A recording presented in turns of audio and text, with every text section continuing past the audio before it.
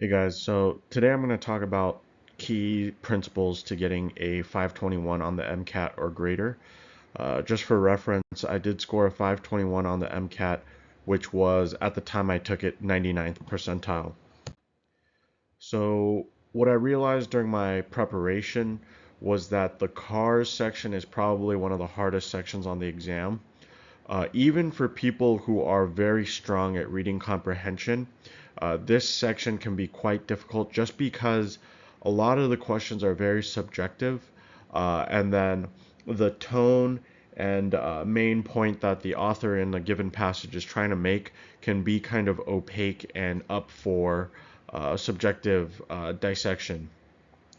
What I found really helped me was to start my daily MCAT studying section with a in-depth read of a dense, high-level publication such as Economist, New York Times, Wall Street Journal, anything that's very wordy and dense with good writing.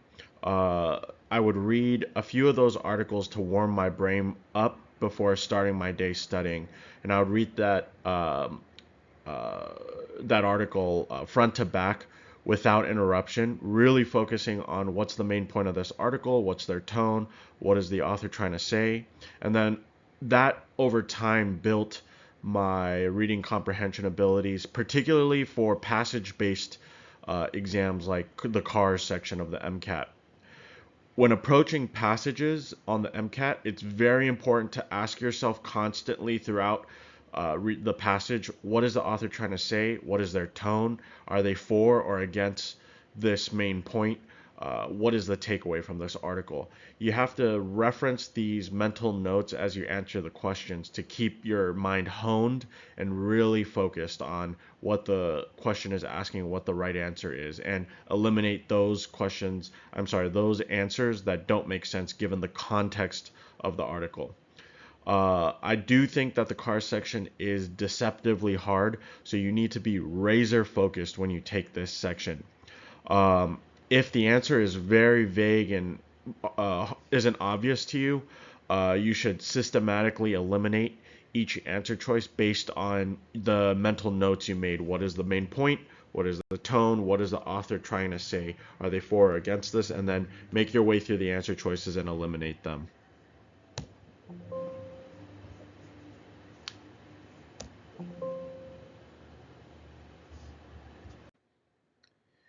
So I do think that mastering concepts and having a true understanding of the concepts is critical to doing well on the exam. I think it separates those who will really excel on the test and those who will do average. I think a lot of this should come from your foundation in the core courses of undergrad, such as biology, chemistry, physics, etc. In my case, I felt my foundation was weak. So I really emphasized trying to build this foundation. And for me, what worked was going through one of these test prep sets, cover to cover, very meticulously taking notes and being brutally honest if I understood concepts or not. And I assessed that based on taking questions, refining my understanding based on the questions, seeing if I was getting questions right, and really thinking about if I understood the concept or not and applying it in different situations to test my understanding. This process took several months, 1 to 3 months, I would say, and really equipped me to do well on the exam. You won't see a lot of progress based on your scores in this manner early on, but it will give you the framework by which reviewing your test questions will stick much better, and it'll kind of have a context in your mind to slot into. Something I also want to note is that I found that the higher level undergraduate science courses, for example, high level biology courses, where they exclusively review the latest scientific research, was also helpful. One, because it teaches you how to analyze publications in a fast and methodical way. And then also, two, discussing the latest in biology research or scientific research seemed to be somewhat useful for the exam itself. Um, in in that it helped me score a few points here and there. So that's another thing that I think is helpful if you have the luxury of being able to take those courses.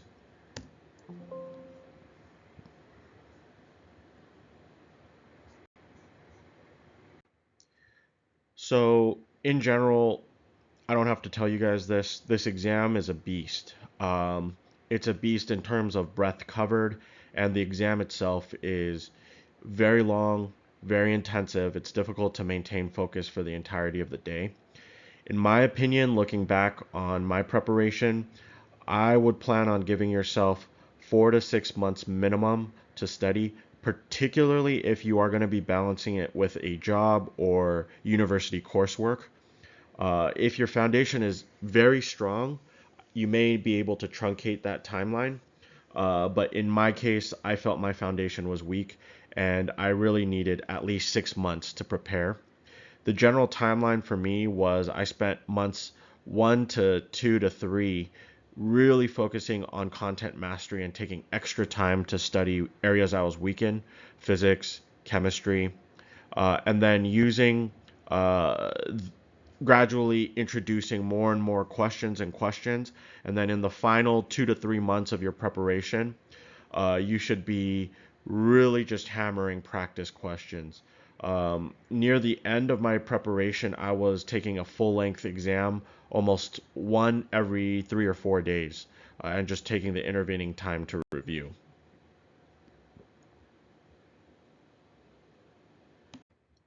So once you've built your foundation and you've honestly attempted to really understand and have an understanding of all the core concepts on the test, the very core of your preparation then becomes taking as many questions as you can.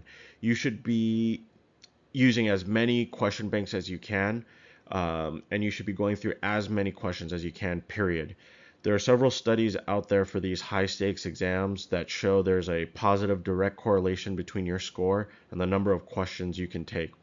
So if you think about it, if you're trying to score in the 99th percentile or one of these top percentiles, the difference between you and another test taker is the amount of questions you earnestly attempted and learned from. And furthermore, when you take these questions, when you do these questions, though you need to review every single question and every single answer explanation, right or wrong. If you got the question wrong or if you were unsure of why you got it right, those are the questions you need to pay extra particular attention to. You should only gloss over those questions that you were absolutely sure of and got it right for the correct reasons. Even then, you should scan through the answer explanations on any of these questions, right, wrong, or unsure, and you should look for little nuggets in the answer explanations that you didn't know or that is helpful to distinguish between two choices.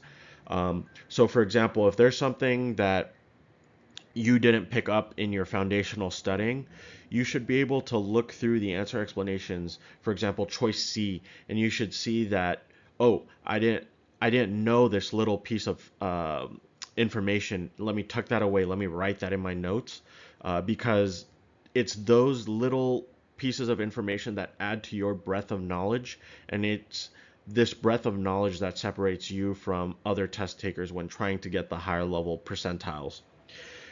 In addition, you should be reviewing your notes that you take on these incorrects or corrects and unsures um, periodically. You should be reviewing them at least weekly, if not more frequently than that. And you should be doing these by subject initially.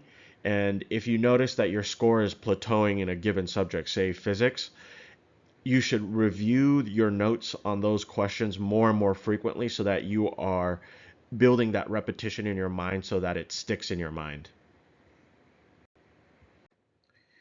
In the final 1 to 2 months leading up to the MCAT, I would try to clear your schedule to study it brutally if you can.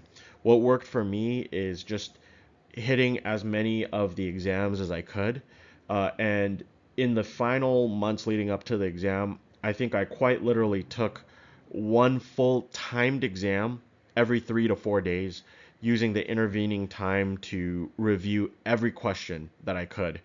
Um, Not only did this build my breadth of knowledge by helping me pick up nuggets here and there of knowledge, it also brutally built up my stamina for the test.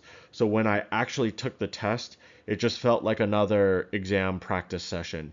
And I honestly have to say, at the end of the real exam, I did not feel particularly exhausted because I had prepared so intensively for the exam. And in my ramp up final sprint, I was studying regularly about 10 to 12 hours a day. But you have to be honest about your schedule, and you may have to adjust this because you may not have that luxury, particularly if you're still in coursework or you have a job. So, something I notice in friends and colleagues who are studying for the MCAT or who are interested in taking the MCAT is that this exam is such a beast that they're afraid to get started or they don't give it their all when studying. Um, I think that what helped me overcome that fear, and I had that fear myself as well, is exposure therapy, kind of hitting these questions head on, and kind of saying to myself, I don't care what happens. Even if I get a 30%, 20% on this section, it doesn't matter. Um, I can only improve from here if my score is that low. I can only pick up more and more little bits of knowledge and improve my score steadily, step by step. So you kind of have to have a bulldog mindset. I don't care what score I get. I'm here to learn. I'm here to improve. As long as I make some sort of improvement, it's a win. It doesn't matter what the absolute percentage is. And as you do that day after day and make an earnest attempt to see what you're getting wrong, what you're missing, or even taking a step back and rereading um, the concepts in that area that you're struggling in, you kind of develop this attitude that I'm going to leave no stone unturned. I'm going to do whatever it takes to master this topic or at least be scoring in a competitive range in this topic. And you'll see that you'll build up that mindset and that tough skin, and you'll directly take your weaknesses and kind of make them strengths, kind of like Michael Jordan in that mindset. So you kind of have to have that brave, head on, take the challenges head on mindset, and just be brutally honest. If you're not improving, that's okay. You can only go up from here. And if you plateau, get some new resources, review those cover to cover, and improve your score, whatever it takes. My final thought on preparing for the MCAT or any other high stakes exam, you do genuinely have to treat it like athletic training. So if you've done sports or really high level art, you should really be maximizing your sleep, really trying to sleep well because you can't retain knowledge, you can't perform your best if you're not getting good sleep every night leading up to the test. So you should be aiming for 6 to 8 hours of deep sleep. And then nutrition is very important. You shouldn't be overeating leading up to the exam, and you should be eating lots of omega 3s, very nutritious foods, lots of greens, and staying very well hydrated. You are trying to perform your best on a mental level, just like any serious athlete. And then you should be building your stamina every day slowly towards the exam. Remember, in the final month leading up to the exam, you should be able to comfortably take this full length exam, practice exams, without being tired or losing time on a section or just being kind of glazed over by the end of a section. That shouldn't be happening because that's costing you points. You're leaving points on the table. So you really need to build up towards that. I started with small timed sections, and then I gradually built my way all the way up to the full practice exams, the full length exam. Um, and for me, getting a 99th percentile 521 at the time on the MCAT really opened a lot of doors for medical school interviews. I got a surprising number of medical school interviews, especially from top tier medical schools that I didn't think I had a chance at because of this score. So this can only help you if you work hard towards it. So good luck, everyone.